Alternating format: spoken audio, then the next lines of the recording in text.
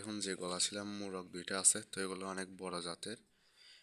এগুলার হচ্ছে মানে পূর্বে যেগুলো মানে ব্রিড ছিল এগুলার ছবি আছে, যদিও আমি এগুলো রাখি নাই, কারণ আমার তো মানে সামনে তো উঠবেই মানে মোরগ, যার কারণে আমি এখনো ধরতে গেলে আমার যে 5টা গলা ছিল মুরগি বাচ্চা উঠছে। তো ওইগুলা যখন আস্তে আস্তে অ্যাডাল্ট হয়ে উঠবে, তো ততদিনে আমি এগুলা রাখবো না, এগুলা মানে সেল করে দিব, কারণ এতগুলো মোরগ তো রাখার সময় নাই বা জায়গাও নাই, এতগুলো যত্ন কে নিবে।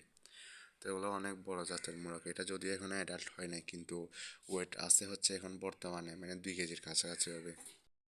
এখানে হচ্ছে যে মোরগটা আছে এটা তো মানে যথেষ্ট অ্যাডাল্ট, এটাও 2 কেজি ওয়েট, আরও বেশি হবে।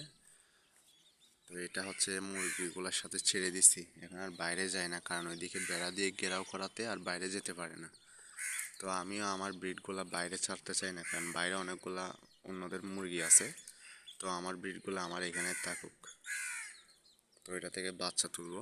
এখন এই মুরগিটা ডিম পাড়তেছে, আর আরেকটা আছে ওইটা, ওইটা হয়তো কয়েকদিনের মধ্যে পারবে, মানে ডিম পাড়ার জন্য এটাও চিল্লাচিল্লি করে, কিন্তু দেখি আজকে বসছে কিন্তু কোনো ডিম পাড়ে নাই।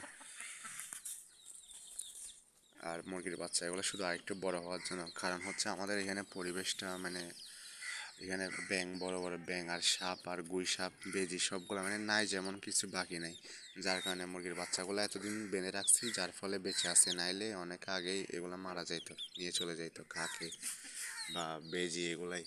তো এগুলো আর একটু বড় হওয়ার জন্য আমি মুরগির মাটাকে বেঁধে রাখছি বাচ্চার সাথে, যাতে এগুলো আর একটু বড় হয়, আর একটু বড় হইলে হয়তো আর ধরতে পারবে না। তো এরপরে মুরগিটাকে আমি মোরগের সাথে দিয়ে দিব।